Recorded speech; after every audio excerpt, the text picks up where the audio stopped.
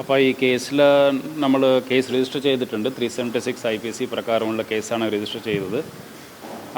അതിനകത്ത് അന്വേഷണം പ്രാഥമിക സ്ഥിതിയിലാണ്.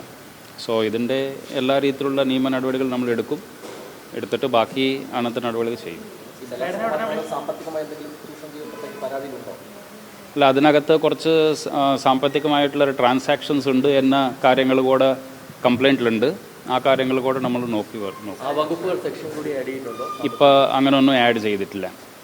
അതിൻ്റെ ബാക്കി എന്തെങ്കിലും തെളിവുകളോ മറ്റോ കിട്ടിയാൽ നമുക്ക് അതിനകത്ത് എന്തെങ്കിലും ഉണ്ടെങ്കിൽ ആഡ് ചെയ്യാം. അങ്ങനെ നോട്ടീസ് ഒന്നും അയച്ചിട്ടില്ല ഇതുവരെ.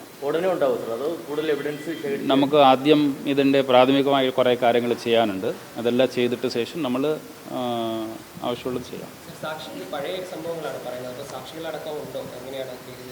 അല്ല, അപ്പോൾ ഈ കാര്യങ്ങൾ കുറച്ച് പേർക്ക് അറിയുമെന്ന് അവർ പറയുന്നുണ്ട്. നമ്മളതൊക്കെ വെരിഫൈ ചെയ്യും എന്താണ് എന്നത്.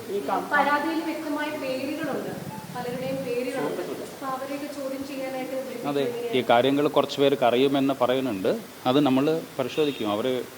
അവരായിട്ട് സംസാരിക്കും, സാക്ഷികളെ കണ്ട് ചോദിച്ചിട്ട് ആവശ്യമുള്ള നടപടി എടുക്കും.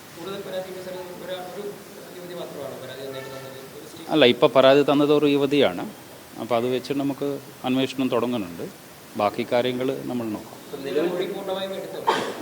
ഇന്നലെ മൊഴി എടുത്തിട്ടാണ് നമ്മൾ കേസ് രജിസ്റ്റർ ചെയ്തത്.